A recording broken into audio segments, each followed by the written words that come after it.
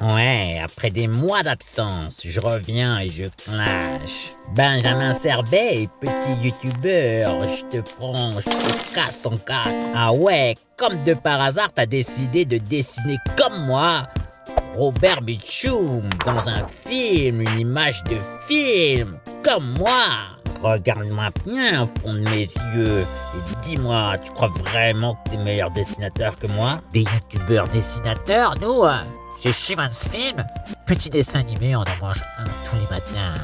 Ah ouais, tu sais pas, quand Shivan y dessinait, tu jouais encore toi avec ton caca. Voilà, on dirait que j'arrive à un moment crucial. Tu vois, si on te laisse faire des présentations, tu pars en live.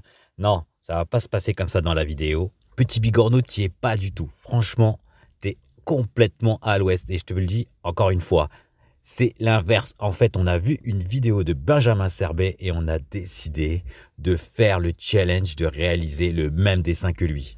Après le générique, on vous explique comment.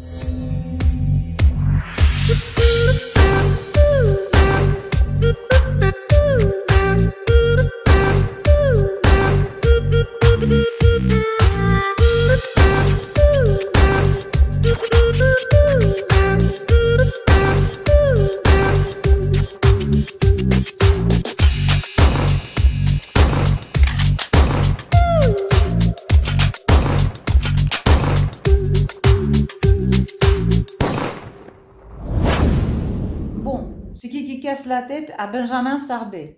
En fait, personne casse la tête à personne. C'est un faux clash et pour répondre à la vidéo de Benjamin Serbet que vous pouvez aller voir sur sa chaîne où il parle justement de sa manière de procéder pour réaliser l'image suivante. Alors là, le gars, clairement, il assume pas. Et non, tu m'as dit, ouais, je crois que je suis meilleur, je suis plus fort et je vais faire un truc qui déchire sa mère. Alors là, tu me mets un petit peu mal à l'aise. Pour être plus exact, sa vidéo, elle m'a rappelé toutes les vidéos que j'ai faites auparavant sur les portraits. Je me suis dit, tiens, Benjamin, il procède de la même façon que ce que j'enseigne moi sur mes tutos YouTube, à savoir que je procède par volume. C'est une expérience qui permet, à mon humble avis, de progresser dans le dessin. D'ailleurs, Benjamin, si tu veux, tu peux me répondre dans les commentaires et me dire un petit peu avant si tu es abonné à ma chaîne et que tu regardes mes vidéos et que tu es fan de moi. Bref, Benjamin, t'as bien compris ma démarche, le faux clash. Ah oui, Dieu YouTube, donne-moi des abonnés. Allez, soyons sérieux 2 minutes et reprenons le procédé. Donc, vous voyez que j'ai réalisé le fond en premier et qu'ensuite, je procède d'abord par volume où j'essaie de repérer le volume du personnage dans un second temps, dans un second calque et après, j'opère avec des aplats de couleurs. Donc, je réalise dans un premier temps la partie la plus sombre et ensuite je réalise le côté le plus lumineux et donc je viens dégrossir petit à petit, je viens travailler la matière, je viens affiner, je viens apporter petit à petit les éléments, les détails les plus importants. Autre chose assez importante pour monter en niveau lorsque l'on dessine, c'est essayer au maximum de se repérer avec des lignes virtuelles ou avec votre crayon ou votre stylet. Vous allez venir reporter des lignes pour trouver où se trouve le même niveau de l'œil droit, de l'œil gauche, de la bouche, etc. Vous allez créer des lignes imaginaires. Vous voyez ici à cet instant précisément, je viens vérifier un petit peu toutes mes lignes. Ok, facile quoi, tu traces des lignes, tu repères où est le nez, où est la bouche, tu essayes de respecter la hauteur, etc. Donc c'est des lignes de repère, pas la peine de nous en faire tout un plat. Ouais, d'ailleurs, si la méthode de travail vous intéresse, vous pouvez vous inscrire dans ma newsletter et recevoir des promotions sur mes tutos, ou même, parfois, franchement, ils sont gratuits. Moi, je trouve que c'est pas cher gratuit. Ouais, on en reparle à la fin de la vidéo. Pour en revenir à mon dessin, vous voyez que je me suis pas tellement trompé au niveau des repères. Mais vous connaissez l'expression, le diable se trouve dans les détails. En fait, à chaque fois que vous vous trompez un petit peu, la ressemblance s'éloigne de plus en plus. Donc, pour les portraitistes, c'est vraiment des choses qu'il faut absolument éviter, c'est de trop s'éloigner de la réalité. Dans cette vidéo, plutôt que m'attarder sur le processus spécifique de la construction de mon dessin, j'ai envie de vous parler du côté obscur de la lumière. Je vais vous parler de quelque chose qui peut paraître évident et que j'ai déjà abordé comme sujet, c'est qu'en fait, du côté le plus obscur, ce n'est pas la peine de détailler votre personnage en fait. Là où la lumière se porte, vous allez vous intéresser à mettre plus de détails. Et là où la lumière n'arrive pas, vous allez aussi apporter plus de légèreté à votre crayon et aux détails et en mettre de moins en moins. De la même manière qu'au départ, j'ai travaillé en faisant des blocs de couleurs peu détaillés. Lorsque vous arrivez du côté le plus sombre, vous n'avez pas à détailler énormément.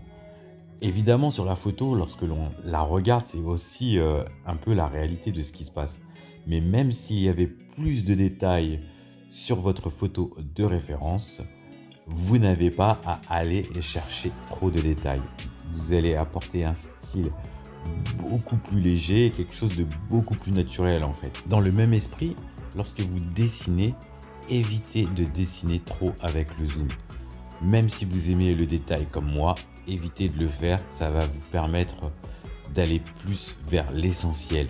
Je trouve que la photo est assez intéressante à étudier. Vous voyez toute la partie à gauche du personnage qui est illuminée et tout ce qui est à droite est dans l'obscurité.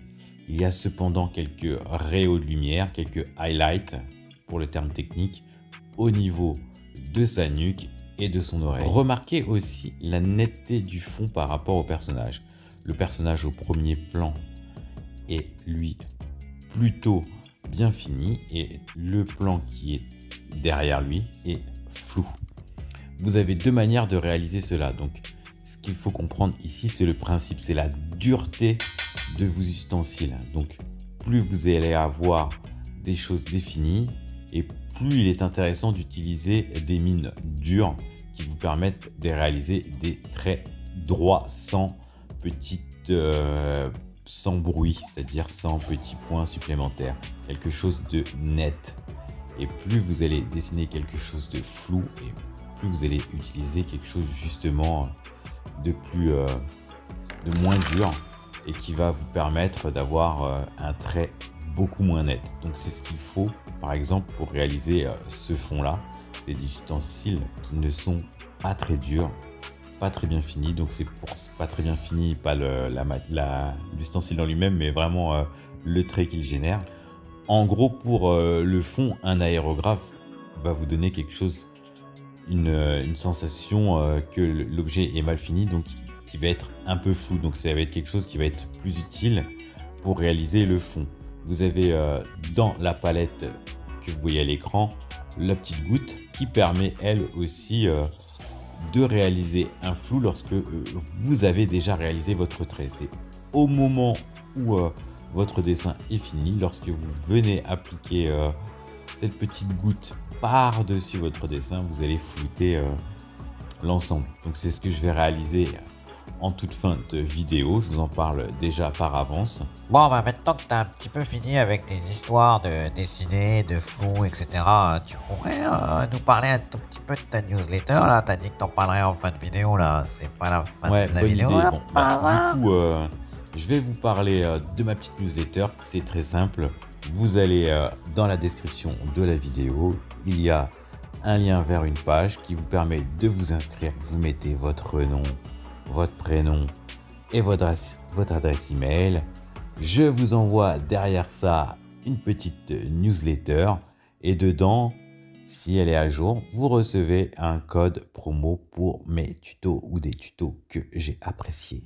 Et en ce moment, comme je vous aime bien et que j'ai besoin d'avoir des notes sur mon tuto pour pouvoir m'améliorer, je vous invite gratuitement à le télécharger. Bien entendu, c'est pas pour tout le monde, donc forcément c'est pour les premiers. Ça va me permettre, si vous êtes sympa, de me faire une petite note. À l'écran, je vous montre qu'il faut rentrer le code promo. C'est pas forcément évident chez tuto.com pour avoir gratuitement avec le code promo mon tuto. Il faut d'abord s'inscrire sur tuto.com et après on peut rentrer son code promo au bon endroit et là c'est magique, vous avez droit à un tuto gratuit de ma part.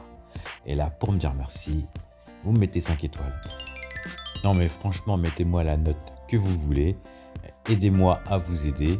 motivez-moi. Ça m'intéresse de réaliser des tutos. J'ai envie de pouvoir vous aider. J'ai l'impression que dessiner c'est facile, mais peut-être que c'est que pour moi.